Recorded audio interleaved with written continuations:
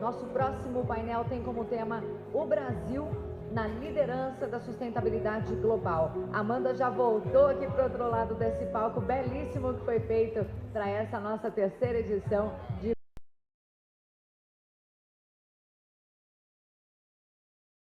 O painel é de Shell, JBS e Gerdau. Já estão aqui chegando ao nosso palco Cristiano Pinto da Costa, CEO da Shell, Helder Barbalho, governador do Pará, Raquel Lira, governadora de Pernambuco, Fátima Bezerra, governadora do Rio Grande do Norte, Gilberto Tomazoni, CEO global da JBS, e Maurício Metz, vice-presidente Aços Longos e Planos Brasil na Gerdau. Todos podem, por gentileza, se posicionar nos assentos de acordo com as respectivas fotos. Infelizmente, a gente faz aqui o registro que Helder Barbalho, governador do Pará, estava confirmado para estar aqui conosco, mas por um problema de saúde, infelizmente, não estará conosco nesta ocasião. Amanda, passo a palavra para você. Obrigada, mudei de lado mais uma vez. Pena que a gente não vai contar com a presença do governador Helder Barbalho. Eu ia começar pela COP30, mas não tem problema. Vou conversar pela senhora, governadora Fátima Bezerra. Tá ótimo. Eu queria começar, governadora, eu vi que a senhora estava presente desde o início do evento. Teve uma pergunta que o William Vac fez para o ministro Alexandre Silveira, que é justamente sobre essa exploração do petróleo, né, na margem equatorial. E ele expôs essa contradição no momento em que a gente está falando de energias renováveis, transição energética, mas também, por outro lado, tem uma ala forte do governo que quer ampliar essa exploração de combustíveis fósseis, levar o Brasil, sei lá, do 9º produtor que é hoje, talvez para o 4º produtor, porque a gente tem aí todos esses barris potenciais na margem equatorial. E o seu estado, no Rio Grande do Norte, o IBAMA concedeu as primeiras licenças para pesquisa e perfuração de poços ali na bacia Potiguar. Queria ouvir da senhora, é um contrassenso ampliar a exploração de combustíveis fósseis nesse momento em que a gente vai sediar a COP30, em que a gente está tão fortemente empenhado na transição energética? Bom, primeiro eu queria dar meu bom dia a todos e todas, agradecer aqui o convite do Grupo Esfera, saudar você, Amanda, querida colega, companheira, governadora de Pernambuco, Raquel, aos demais convidados aqui, ao Gilberto, ao Cristiano e ao Maurício. Bom, veja, eu acho que o funcionamento apresentado aqui pelo ministro Alexandre Silveira é bastante sensato, porque o dado concreto é que sabemos sim da agenda global, da agenda contemporânea hoje colocada, irreversível, que é sim a descarbonização do planeta. Daí os tempos que nós estamos vivendo, exatamente da chamada transição energética. Agora, é nesse contexto de transição energética que nós temos também que reconhecer, segundo os estudos, que a atividade petrolífera, ela tem ainda um papel muito importante a desempenhar no contexto da promoção do desenvolvimento econômico e social.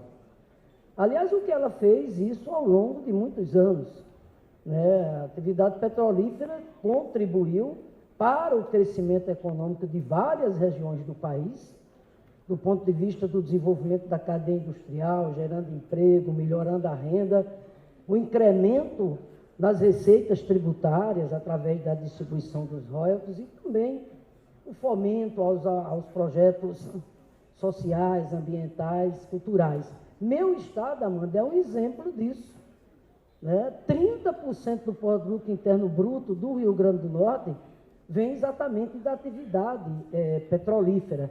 De forma que, para nós, eu vou dizer uma coisa, não foi surpresa o IBAMA emitir a licença favorável, porque o Rio Grande do Norte já tem esse histórico de décadas de exploração da cadeia do petróleo, portanto, de estudos ambientais, uma região, portanto, né, que já tem exatamente esse histórico, daí não ter sido surpresa a emissão concedida pelo IBAMA. Não é tão controversa, né, como a foz do Amazonas, por exemplo, mas a senhora tem ideia do potencial que a exploração desses campos de petróleo Olha, eventualmente podem trazer? Sim, os estudos feitos anteriormente, ainda no governo da então presidenta Dilma, acho que 2013 por aí, apontavam um potencial muito, muito atrativo. Esses são os dados que nós estamos trabalhando. Contudo, você sabe que isso está agora em fase exatamente de pesquisa, de estudo. Agora está já na fase final. O que eu posso aqui dizer? O que eu quero dizer é que na condição de governadora do Rio Grande do Norte, a nossa expectativa para que de fato se confirme.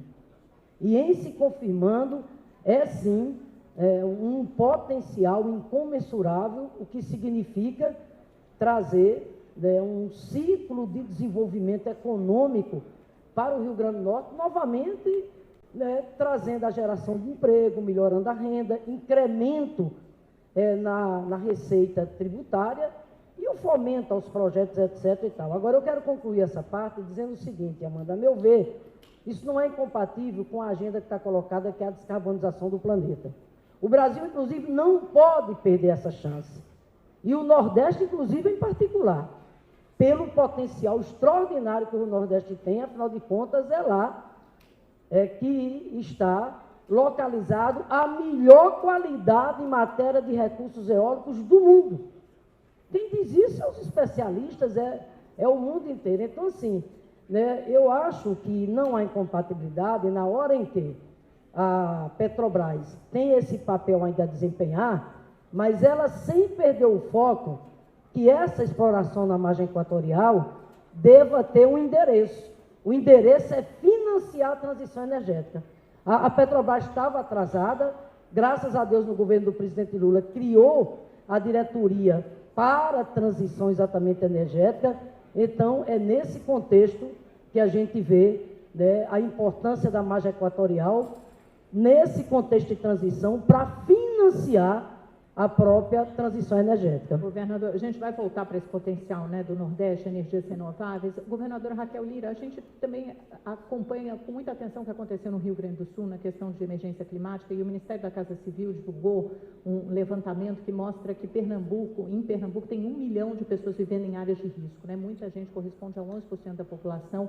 O que o seu Estado pode fazer para mitigar esses riscos, remover essas pessoas, ou então mitigar esses riscos por investimento em infraestrutura, por exemplo? Bem, começar aqui minhas palavras agradecendo ao João Camargo, a Camila pelo convite, cumprimentar, somos as 2 únicas governadoras do Brasil, minha querida companheira Fátima, agradecer pela parceria de sempre. Não é simples estarmos aqui, tivemos que enfrentar muito mais barreiras do que os homens enfrentam, Cumprimentar Gilberto, Cristiano, Maurício. Bem, Pernambuco, o Nordeste brasileiro como um todo, mas Pernambuco especialmente, nós vivemos sempre entre 2 frentes, do que diz respeito às emergências climáticas. A gente convive no semiárido nordestino com a seca e problemas de desertificação. Então, grande parte dos nossos municípios passam grande parte do ano em situação de emergência em razão da seca e, ao mesmo tempo, a gente é acometido por chuvas, enchentes e temos muitas pessoas em áreas de risco em razão de ocupação de margens de rios, de córregos. As palafitas, ainda são 30 mil palafitas só na região metropolitana do Recife. E o que estava planejado em Pernambuco? A gente sofreu, em 2010, grandes cheias. E essas cheias devastaram muitas cidades. No ano de 2022, depois das chuvas na região metropolitana, 143 pessoas morreram. E a gente olha para cá, o que é que foi feito de lá para cá? Eu vou falar sobre alguns aspectos. O primeiro é o fortalecimento da Defesa Civil.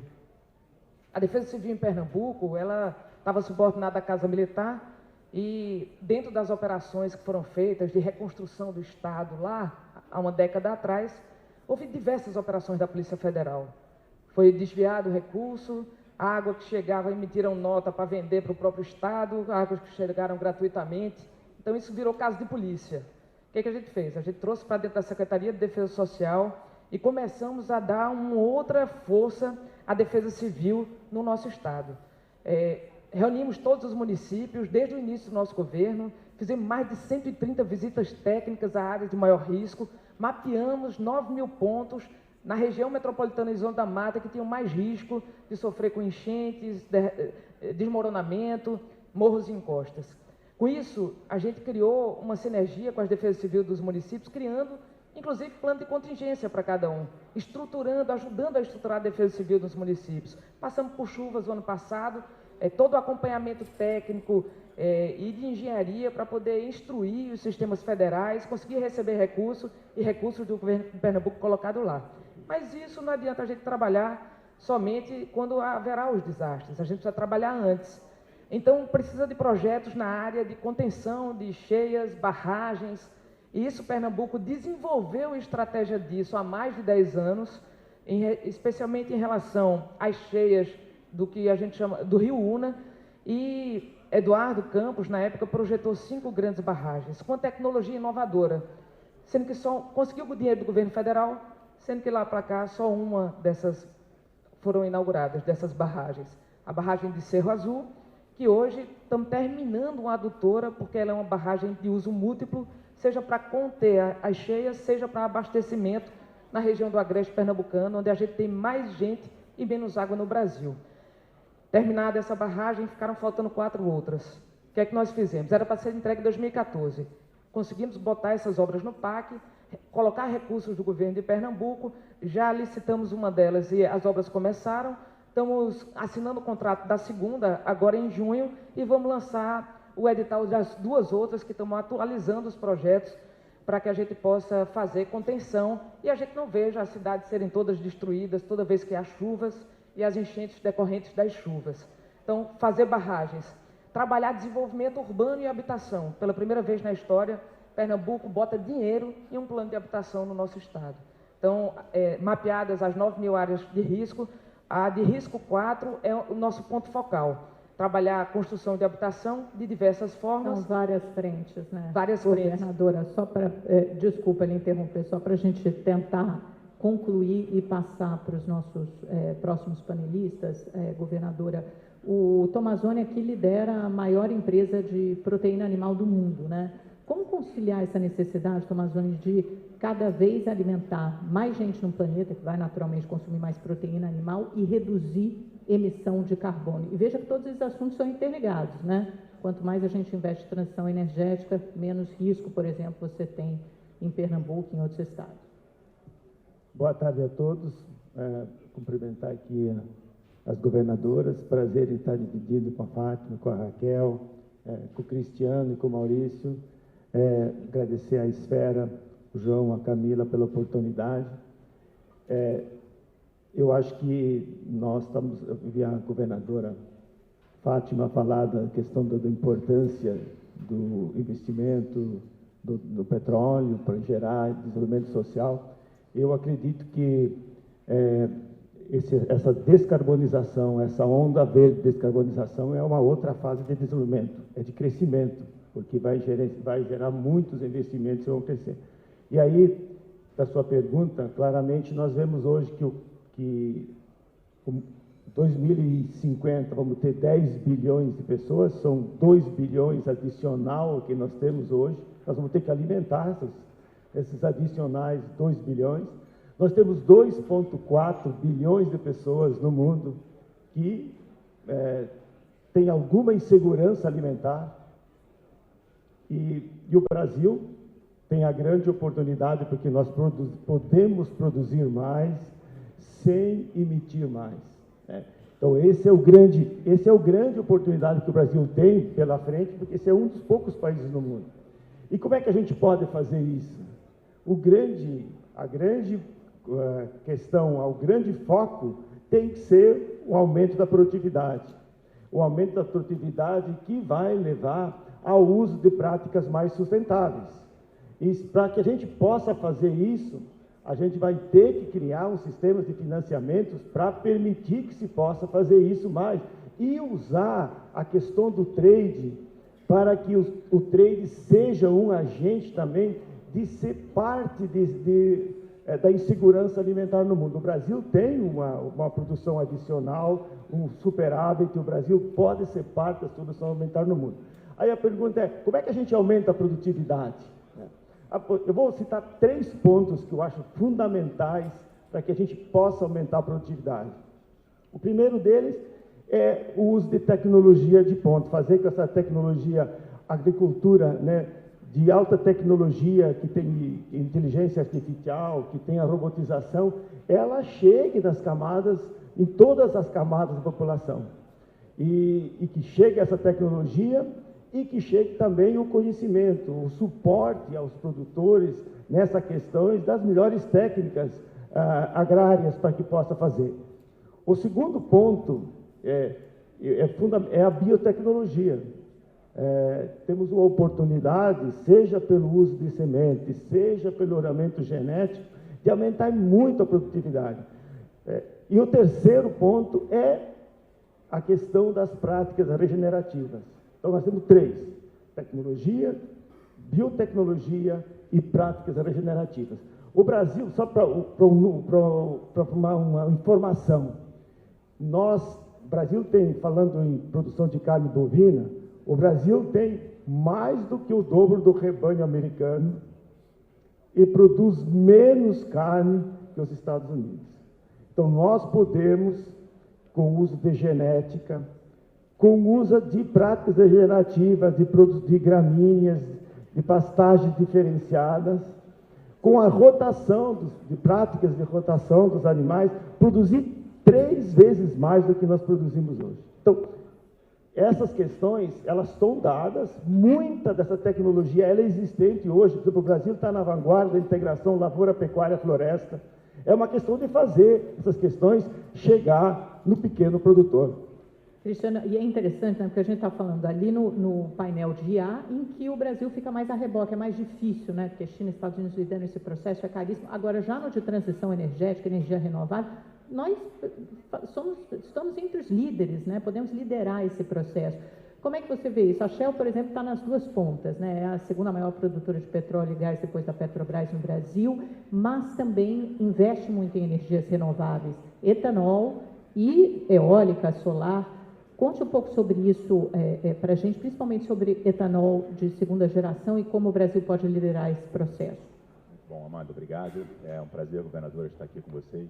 Roberto, Maurício. Parabéns, João, Aninha, Camila, pelo evento. Obrigado pela oportunidade. Vamos lá. A gente vive num mundo em transição. Acho que é inegável que o mundo precisa caminhar para emissões líquidas zeros. Eu acho que o grande debate é como é que você chega lá, né? Porém, recentemente, com o advento da invasão da Rússia à Ucrânia e os conflitos no Oriente Médio, tem uma outra variável que ficou cada vez mais presente nessa equação, que é a segurança energética. O Tomazoni falou da segurança alimentar, segurança energética e uma transição justa, né? Na verdade, o mundo está lidando com um trilema e você tem que tentar balancear cada uma das pontas desse trilema. O Tomazoni também falou dos 2 milhões de pessoas que têm insegurança alimentar. Esse número é igualzinho para as pessoas no mundo, especialmente no hemisfério sul, que tem insegurança energética, né? Então, a gente tem que ter o olhar atento para isso. Por isso que se fala de transição energética, não ruptura energética. Você não consegue desconstruir um sistema que foi criado por décadas, de suprir a energia que todos nós precisamos para viver a vida que a gente vive. Tradicionalmente, com hidrocarbonetos, pode demorar décadas para você conseguir reconstruir ele, né? Independente das fontes que você usa, está claro que a demanda por óleo e gás ela vai continuar a crescer. O consenso é que é o meio de 2030 para óleo e meio de 2040 para gás. E o Brasil aí tem uma oportunidade enorme, né? O Brasil é uma potência de suprimento de óleo e gás, o Brasil é uma potência de etanol, você tocou no etanol, eu vou voltar lá. O Brasil tem uma capacidade renovável, a governadora citou, né, os fatores de convergência aqui no Brasil são muito altos, e o Brasil pode ser um grande ator no mercado de carbono também, né? Então, o Brasil tem a oportunidade de atuar em todas as pontas. O etanol ele já é uma realidade, A Raízen, que é uma parceria da Shell com a Cosan, inaugurou recentemente a segunda planta de etanol de segunda geração. O etanol de segunda geração, via um processo diferente do etanol da primeira geração, consegue produzir um etanol com 30% menos intensidade de carbono, e a gente vê com muito bons olhos como uma rota de descarbonização dos setores que a gente chama de hard to abate, a aviação, por exemplo, né? Via o SAF dentro do querosene de aviação. Então, essa é uma das... Mas eu queria falar bastante do setor de óleo e gás, né? Da exploração e produção. É um setor hoje que, segundo os dados do Instituto Brasileiro de Petróleo, ele representa 15% do PIB industrial. Ele tem o potencial para trazer 200 bilhões de dólares de investimento entre agora e o final da década. Ele contribui com 100 bilhões de reais por ano de royalties e participação especial. Esse número triplica se você colocar os outros impostos. E o Brasil, como a governadora colocou, tem uma janela de oportunidade. Dado que o mundo vai continuar a consumir petróleo, alguém vai ter que suprir. E o Brasil está extremamente bem posicionado para suprir. A gente tem o pré-sal brasileiro, que é um caso de sucesso no mundo, 15 anos de operação no pré-sal sem nenhum incidente grave. O pré-sal brasileiro produz um óleo com baixa intensidade de carbono comparado com outros supridores no mundo, porém o Brasil só tem 12 anos de reservas de petróleo provadas. Em um projeto de óleo e gás, produção de óleo e gás, você disputa uma concessão de um bloco hoje e demora de 7 a 10 anos para você investir, começar a produzir petróleo e gerar riquezas. Ou seja, o Brasil precisa abrir novas fronteiras exploratórias. A margem equatorial é a que está sendo mais debatida, mas tem outras no Brasil. Então tem uma janela de oportunidade enorme para o país aí, para trabalhar em todas as frentes de energia, e especialmente no setor de óleo e gás, se a gente mantiver a competitividade do setor, e aí eu toco no ponto que o Rubens colocou muito eloquentemente no painel dele. O setor de exploração e de produção hoje, para que você tenha uma noção, Amanda, a cada 3 barris de petróleo produzidos no Brasil, 2 são pagos por impostos. Então, o Brasil tem que manter uma competitividade, resistir à tentação de aumentar a carga tributária e ter um debate muito sério, muito técnico, com todas as partes da sociedade, se a gente vai querer, como nação, abrir ou não novas fronteiras de exploração. Margem equatorial é uma delas. Eu fico imaginando, só para encerrar essa parte, nesse passo a gente consegue zerar a emissão de carbono até 2050, a gente consegue cumprir as NDCs, o que está no Acordo de Paris, já está difícil chegar lá, né? Consegue. A Shell faz bastante cenários e a gente está preparando agora uns cenários para o Brasil, como contribuição para o debate da sociedade no G20. Vai estar sendo publicado dia 17 de junho em São Paulo, 18 de junho em Brasília, dia 19 de junho no Rio de Janeiro, sintam-se todos convidados.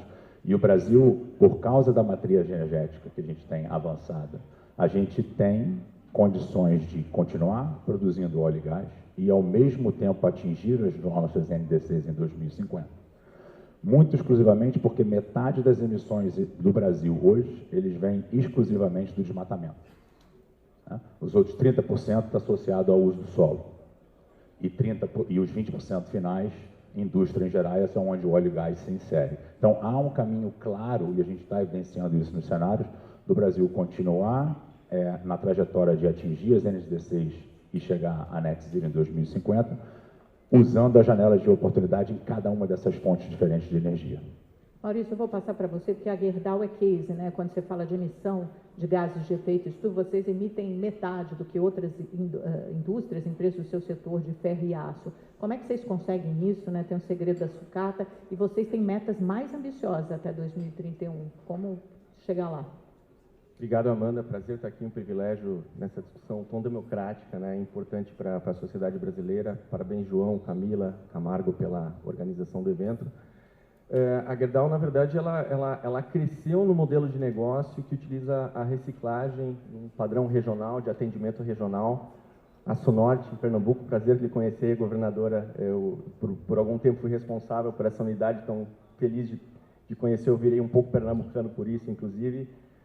E esse modelo de utilizar essa sucata e atender regionalmente, com uma base de energia renovável no grid, né, permite estar muito próximo do que a gente chama de net zero, teriam offsets ou compensações finais para conseguir chegar. Então, a Gerdau, ela nasceu assim, né, numa época que nem se discutia transição energética, então hoje a gente, obviamente, é beneficiado nesse fator competitivo, tá? Agora, não existe sucata suficiente para desenvolver toda a sociedade, né?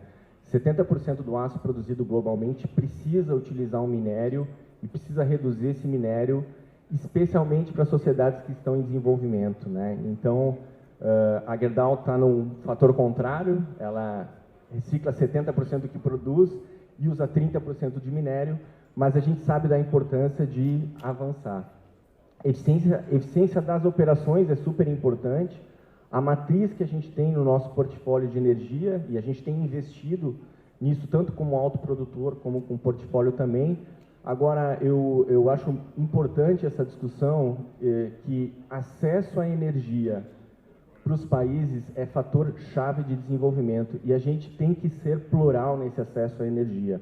A gente não pode dizer, mesmo o Brasil, que já tem uma matriz energética renovável relevante, não pode abrir mão de outras fontes, porque os setores em desenvolvimento, especialmente para um país em desenvolvimento, vão necessitar disso. Vou dar o exemplo do uso do minério, né? E tem vários, a gente falou aqui do potencial do Brasil, os fatores competitivos ao longo do dia. O Brasil tem minério de alta qualidade, o Brasil tem acesso, pode ter acesso a gás natural, o MDIC, inclusive, tem trabalhado nesse sentido para apoiar as indústrias, e o gás natural é uma energia de transição.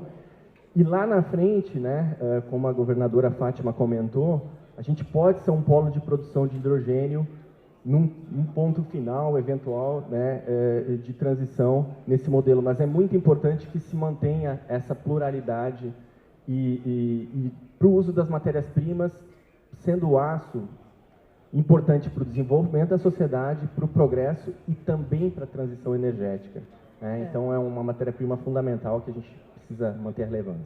Parece que a gente está bem na transição mesmo. Olha, nós temos 12 minutinhos, então vou pedir para a gente ser um pouco mais concisa na resposta, mas começando, então, voltando para as governadoras do Nordeste, a governadora Fátima apontou, né, que o Nordeste está numa posição estratégica para o desenvolvimento dessas energias renováveis. Maurício falou de hidrogênio verde, tem o Porto Verde Indústria, né, que é um projeto do Rio Grande do Norte, aí jogando também para a governadora. O que vocês têm em termos de projetos de energias renováveis? Hidrogênio verde, eólica, offshore, solar, etc. Veja, Amanda, de fato, lá no Rio Grande do Norte, nós estamos em processo bastante avançado com vistas a instalar o Porto Indústria Verde. Já tem endereço, ele vai ser localizado no município de Caiçara, lá no Rio Grande do Norte. Nós já cumprimos a primeira etapa, que foi o estudo do impacto comercial, ambiental. Estamos agora exatamente na fase do IARIMA. Dado importante, ele está inserido no PAC 3, Programa de Aceleração do Crescimento. Outro dado importante, já firmamos um acordo de cooperação com o BNDES, a quem cabe exatamente agora dar continuidade aos estudos complementares. Nós estamos trabalhando com a perspectiva de uma concessão, tipo parceria público-privado. Estima-se que pode ser um investimento da ordem de mais de 5 bilhões de reais. Agora, por que esse projeto é considerado, não só para o Rio Grande do Norte, mas para o Nordeste e para o Brasil, um projeto inovador, de caráter estruturante? Por que essa prioridade? É exatamente olhando para a realidade que aí está. O potencial extraordinário que o Brasil tem na expansão das energias renováveis. Todos sabem que o Brasil ocupa um lugar de destaque. No ranking, a nível mundial, o Brasil está entre os 6 países de maior produção de energia renovável. E de onde é que vem essa energia renovável? Vem exatamente da nossa região. Sai do Nordeste 90% da produção de energia eólica e 85% exatamente da solar. Aliás, é o Nordeste que, quando há escassez de energia aqui no Sul e do Sudeste, é lá do Nordeste que vem exatamente esse suprimento. Então, para ir concluindo aqui, Amanda, some-se a isso, né, essa nova fronteira que é o offshore, a energia no mar, né, com a produção do hidrogênio verde e os seus derivados. Então, é nesse contexto, né, que nós desenvolvemos exatamente o projeto do Porto Indústria Verde. E eu já disse ao presidente Lula, ao governo federal, isso não é um projeto que diz respeito apenas ao Rio Grande do Norte, nem ao Nordeste. Interessa ao Brasil que está, nesse momento, levando adiante a ideia da transição ecológica e a ideia da nova indústria nacional. E, por fim, dizer uma coisa aqui. Para nós do Nordeste, projetos como esse, Raquel vai falar também, porque está todos os estados do Nordeste se movimentando, inclusive fazendo já dever de casa, que o Congresso ainda não fez, que são os marcos regulatórios. Cadê a segurança jurídica? O Congresso precisa avançar exatamente nessa pauta. Enquanto isso, nós já estamos em vias de aprovar já os nossos marcos regulatórios do hidrogênio verde, etc. e tal. Agora eu quero concluir deixando aqui uma mensagem para nós muito, muito importante. É evidente que o Nordeste tem uma oportunidade ímpar agora, considerando esse potencial que ele tem, que é de termos a nossa industrialização. Por razões que todos nós já sabemos, a indústria se concentrou no Sul e no Sudeste. Com esse ativo extraordinário que a gente tem, o Nordeste não vai, não deve, no que depender de nós e do consórcio Nordeste, passar essa oportunidade. Antes de mais nada, essa riqueza tem que servir para industrializar a nossa região. Nós não queremos apenas vender energia para o mundo, não. Ser apenas um exportador de commodity, Cristiano.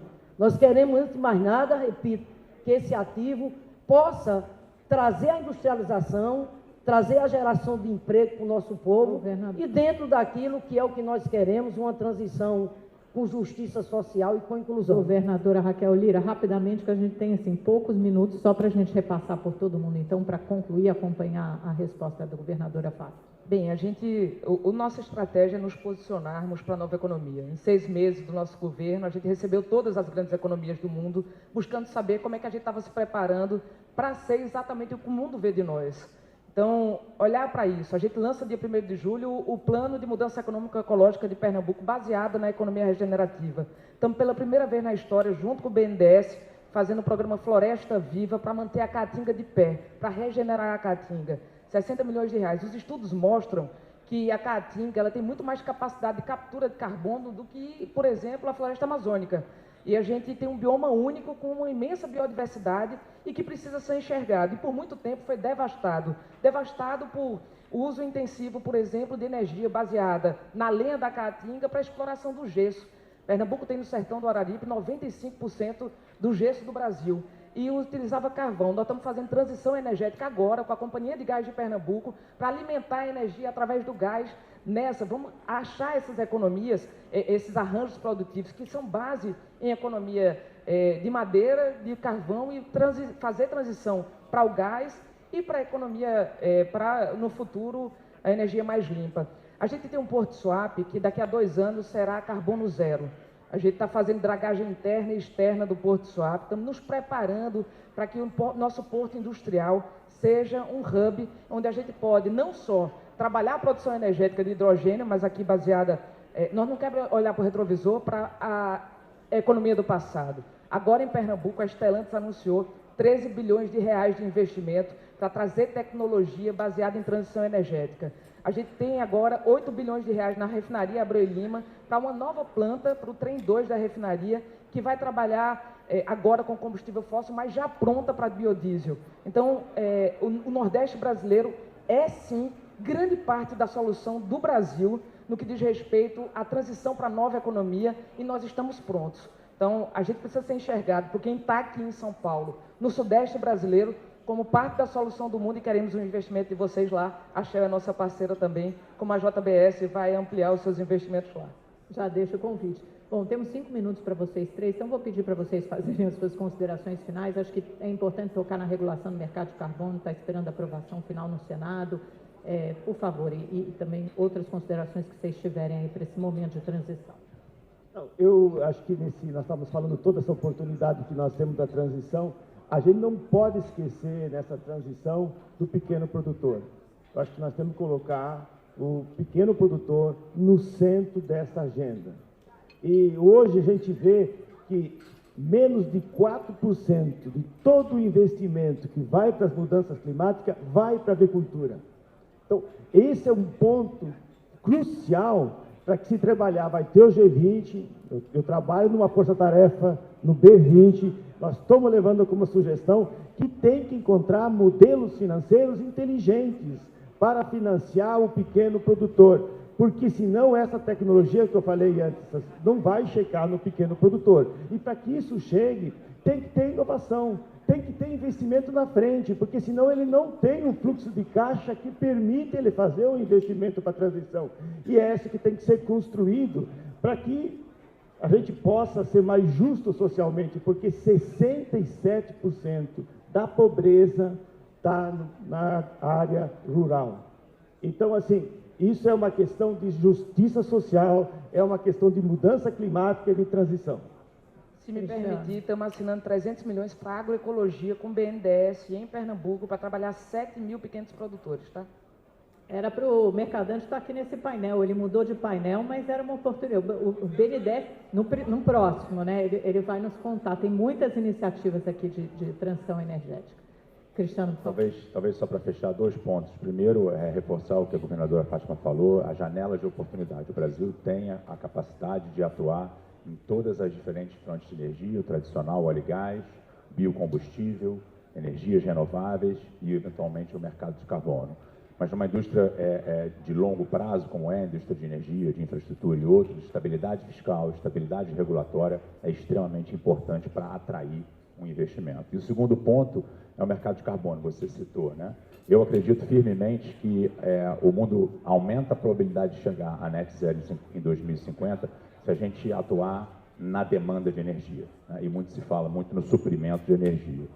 E a demanda de energia, como o ministro Alexandre falou, mudar os mandatos, aumentar o etanol na gasolina, ou o mandato do SAF, né? E o mercado de carbono é uma ferramenta que está tramitando no Congresso desde 2021, é fundamental para mudar comportamento de demanda e colocar também uma oportunidade de atrair bastante investimento no Brasil, dado todo o potencial que a governadora Raquel também falou de outros biomas brasileiros.